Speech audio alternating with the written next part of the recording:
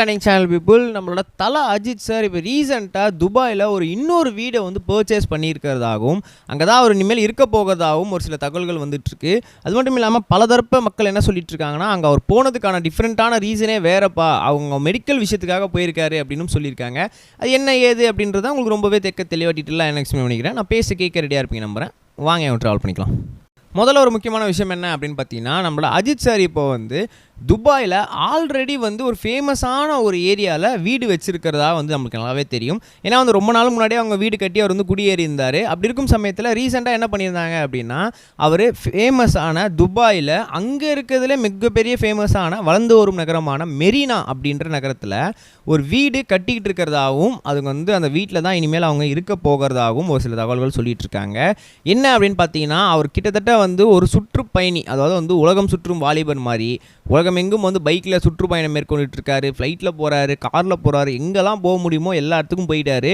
நம்ம அஜித் சார் போகாத இடமே கிடையாது, பார்க்காத இடமே கிடையாது அப்படின்ற மாதிரி அந்தளவுக்கு வந்து அவர் வந்து சூப்பராக வந்து ஒர்க் பண்ணிகிட்டு இருக்காரு அப்படின்னு தான் சொல்லணும். அந்த ரகசியத்தில் அவருக்கு வந்து துபாய் ரொம்பவே ஃபேமஸான ரொம்ப பிடிச்ச ஒரு நகரமாக இருந்துகிட்டு இருக்குமா. எனக்கு துபாய்னா ரொம்ப பிடிக்கும், அதுவும் முக்கியமாக மெரினா ரொம்ப பிடிக்கும் துபாயில் இருக்கிறது அப்படின்றதுனால அங்கே ஒரு வீடை வந்து வாங்கியிருக்கிறதா ஒரு சில தகவல்கள் சொல்லிட்டு இருந்தாலும், இன்னொரு முக்கியமான விஷயம், அங்கே அவருக்கு மருத்துவ சிகிச்சைக்காக மட்டுமே போயிருக்காங்க அப்படின்னு சொல்லி ஒரு தரப்பு சொல்லிகிட்டு இருக்கு.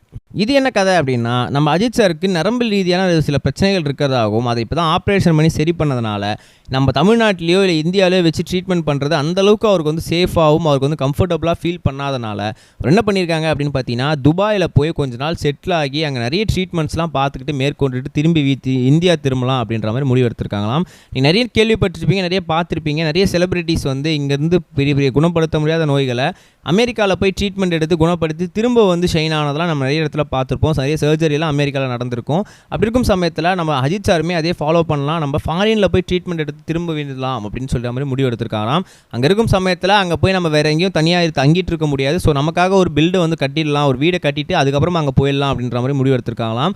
ஸோ கண்டிப்பாக வந்து அவருக்கு அங்கே வீடு கட்டணுன்ற ஆல்ரெடி ஒரு ஆசைகள் இருந்தாலும் மெரினாவில் கட்டணும் அப்படின்ற ஆசை ரொம்ப மிகப்பெரிய லெவலில் இருந்திருக்கு. ஸோ அதனாலேயே வந்து அந்த இடத்துல வந்து வீடு வாங்கி அதை கட்டிகிட்டு இருக்காங்க அப்படின்ற மாதிரியும் சொல்லியிருக்காங்க. ஸோ கூடிய சீக்கிரம் இந்த ப்ராசஸ்லாம் முடிஞ்சதுக்கப்புறம் அஜித் சார் அவங்க துபாயில் போய் செட்டில் ஆக போகிறாரு. அது மட்டும் இல்லாமல் அங்கே ஒரு சில விஷயங்கள்லாம் ட்ரீட்மெண்ட்காக மேற்கொண்டதுக்கப்புறம் இதெல்லாமே முடிச்சுட்டு அந்த ப்ராப்பர்ட்டி அங்கேயே இருக்கும்போது நம்ம அஜித் சார் திரும்ப வந்து இங்கே நிறைய விஷயங்களை மேற்கொள்ள போகிறாரு. ரீசெண்டாக அவருக்கு வந்து இப்போ பட வாய்ப்புகள் வேறு வந்து நிறைய அதிகரிச்சுட்டே இருந்துச்சு இல்லையா. நிறைய வந்து புது படம்ல வேறு கமிட் ஆயிருக்காரு. 2025 வேறு அது வந்து வரப்போகுது அஷ்யூரிட்டி கொடுத்துருக்காங்க. ஸோ அதுக்கான ப்ராசஸ்லாம் இறங்க போகிறதாகவும் கேள்விப்பட்டிருக்கோம். ஸோ என்ன நடக்குதுன்னு பொறுமையாக வெயிட் பண்ணி பார்ப்போம். நம்ம நெக்ஸ்ட் வீடியோ சன் கைஸ் பை. இது வரைக்கும் கனெக்டிங் டிவிக்கு சப்ஸ்கிரைப் பண்ணனா மறக்காமல் சப்ஸ்கிரைப் பண்ணிக்கங்க. உடனடி அப்டேட்ஸ் பெறுவதற்கு நோட்டிஃபிகேஷன் பெல்லையும் கிளிக் பண்ணிக்கங்க.